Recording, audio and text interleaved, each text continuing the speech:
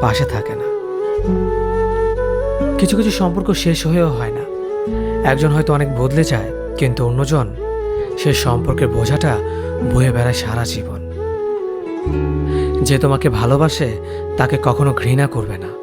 যে তোমাকে বিশ্বাস করে তাকে কোনোদিনও ধোঁকা দিও না। সব সহ্য করা যায়, কিন্তু প্রিয় মানুষের অবহেলা সহ্য করা যায় না। একতরফা ভালোবাসাগুলো এমনই হয়।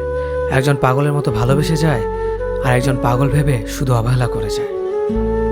অনুভূতি, ভালোবাসা, মায়া এগুলো যত কম প্রকাশ করবেন, মানুষ আঘাত করার সুযোগ তত কম পাবে। কোনো অভিযোগ নেই, আর কখনো থাকবেও না। আছে শুধু অভিমান, যা কখনো বলবো না। সময়ের সাথে যদি কোনো সম্পর্ক নষ্ট হয়ে যায়, তাহলে বুঝে নিও সে সম্পর্কে ভালোবাসা নয়, প্রয়োজন ছিল।